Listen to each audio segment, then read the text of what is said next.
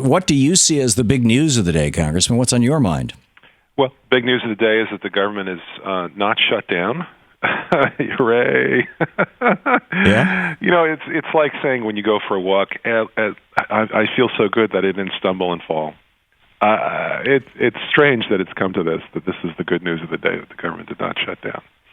Yeah. There you are. Yeah, and your thoughts on the legislation that was passed, I guess, at 9 o'clock this morning, the Omnibus spending bill?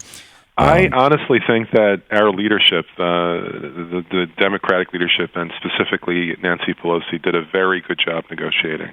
I know that will cause some pain when I say that, and the other side hears that. Everybody knows which side I'm on.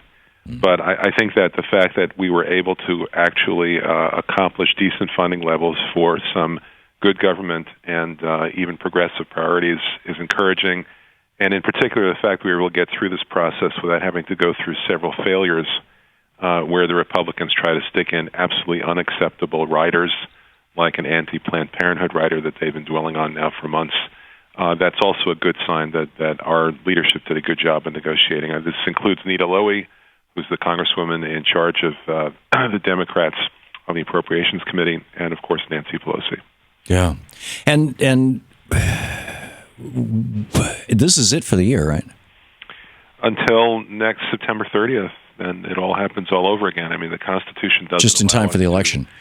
Do lengthy appropriations. We might be able to get away with a 2-year cycle, but the Constitution specifically says that with regard to the military, you cannot appropriate for more than 2 years. Yeah, that was all part of that argument that Jefferson was making, that during times of peace we should not have a standing army.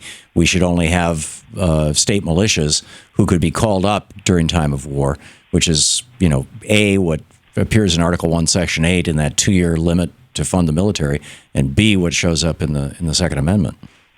Yes, it's pretty clear if you read the Constitution from start to finish that there was no contemplation by the Founding Fathers that we'd have a standing army, much less an army standing in Kabul. Yeah. And your thoughts on... another interesting point. There's Sure. nothing, absolutely nothing in the Constitution that contemplates the occupation of a foreign country. That's an excellent point. And that was in all my debates with the conservatives during the Bush years. I kept pointing out to they kept talking about our war in Iraq, and I kept pointing out our war in Iraq lasted about 3 weeks. That's how long it took us to knock down Saddam Hussein's army and kill him. After that, it became an occupation, and the occupation didn't work so well. And same thing with Afghanistan. Occupying countries is just, has not been demonstrated to be so successful. Yeah, it's pretty clear the Founding Fathers at least got that one right. Yeah. Okay. To watch more clips from our programs, hit the Watch More Videos button over here. And please be sure to hit the handy-dandy subscribe button so you'll always be up to date. Tag, you're it.